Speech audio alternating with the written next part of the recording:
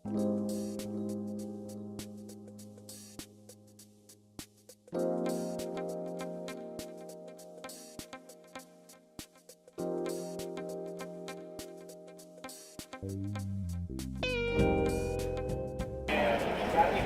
nosaltres tenim avui el regidor Josep Pere, que ha vingut a fer el recolzament també a l'empresa G majúscula, que avui estem així al Dia de la Persona Emprenedora, però a més també us ha vingut amb tota la gent de Vilabeca, perquè avui estan també agafant contactes per a quan acaben la Vilabeca començar el seu nou projecte. Josep Pere, a més l'Ajuntament, precisament dels que han estat nominats en aquest Dia de la Persona Emprenedora, una de les entitats 3 de tota la comunitat valenciana.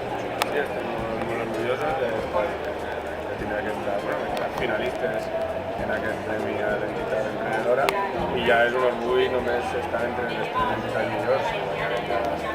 Espectacular, no? Però que de moment estem molt contents perquè demostra que és un treball ben fet i que des del Departament d'Innovació de l'Ajuntament de Real i el Departament de Foment Econòmic s'està treballant en la bona. I a més, una altra de les coses que sí que ens agradaria comentar és que la gent de Vilabeca ha vingut també així per a fer contactes.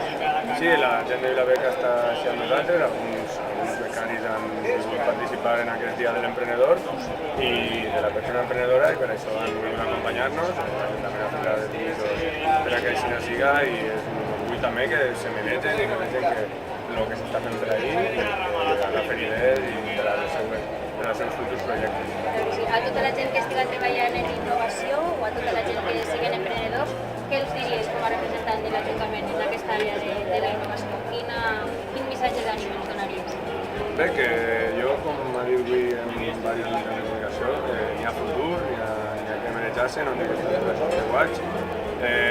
Està la cosa malament, però entre tots hem d'eixir i la Real ja ha demostrat en moltes ocasions que pot eixir de crisis greus, quan a les gelades, ara tenim una crisi que ens ha afectat al sector ceràmic, que és un dels motors de la nostra economia, però estem veient que el sector ceràmic recupera i nosaltres hem de treballar per a crear nous jaciments d'ocupació, que és el que farà que tinguem un millor sector. Moltíssimes gràcies per acompanyar.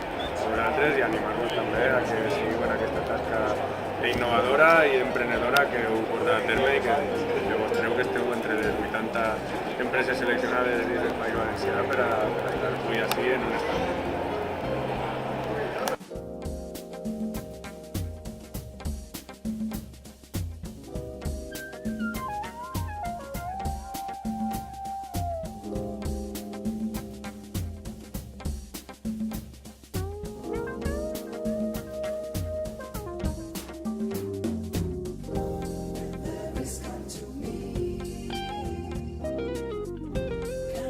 Is my heartbeat.